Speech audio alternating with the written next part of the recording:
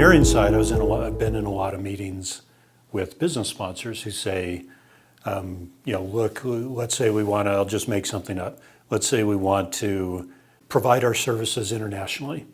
So we know that we need international addresses and phone numbers and a whole list of things.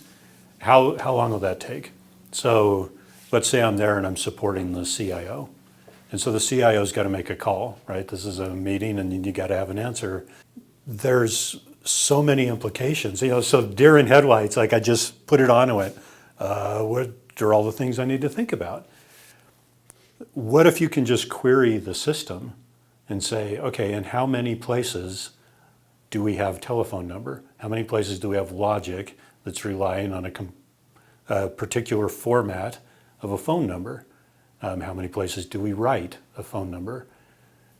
Just the information you need to do, how is it just narrowed down? Is our system architected so that it's all in one place? So it's cohesive in engineering terms, or is it widely dispersed? These are the questions you need to actually give a good answer.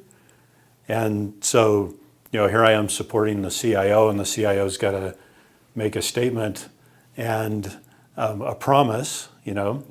So the difference between very quickly coming up with that, querying it real time, you could even, as opposed to somebody saying, well, I think it's probably 6 months, we can get it in such and such a release. But the business has to make a decision on, okay, are we going to get into international or not? Because our competitor just did, and what's our lead time? The difference is night and day. That really is going from, the CIO makes a promise and then it starts rolling downhill and you start saying, okay, what can we fit? We've only got 2 months, what can we fit in that bucket? It's really not an ideal way to change software systems. And this is how our software systems become a mess. Things getting forced down, making decisions without information.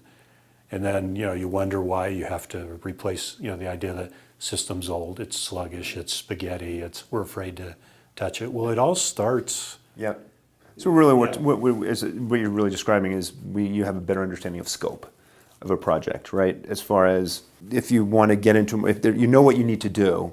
Yeah. The CIO knows what they need to do to get there from the standpoint of to enter a market or to have software to do what it needs to do, but we don't understand the impact. And so what's the scope of the change that, how is it going to affect the code and what are the things we do? And the telephone number, I think, is a great example. It's something you think would be very simple, but if that's widely dispersed and you have an extra digit, you've got a real...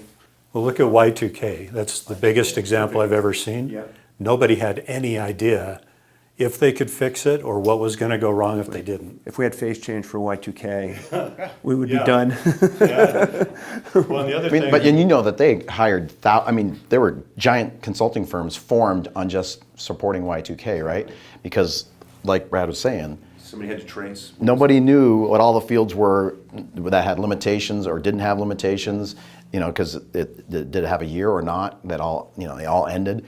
And but if you could just go through the system, identify all of them, all the references to dates, and then you'd know where to start. That would be your maximum impact, and then you'd know where to start your